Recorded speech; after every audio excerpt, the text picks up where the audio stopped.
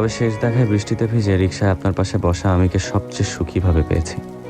সেদিন ঠিক প্রশ্ন করেছিলেন, আমি কখনো কোনো মেয়ের পাশে বসিনি রিকশায়, আমার কোনো বান্ধবীও নেই।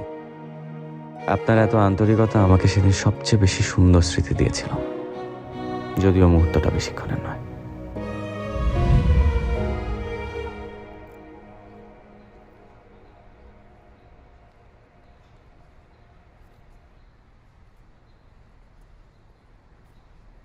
আপনার সাথে রিকশায় ঘোরার সেই স্মৃতি নিয়ে আমি সারা জীবন কাটিয়ে দিতে পারবো,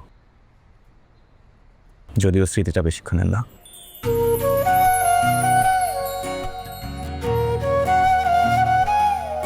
আসি।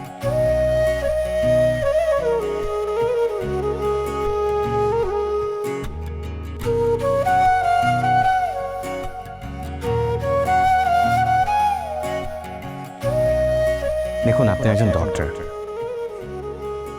আমি সামান্য একটা চাকরি করি। মানুষ তো আমাকে রোজ করার জন্য বলে কর্পোরেট কামলা।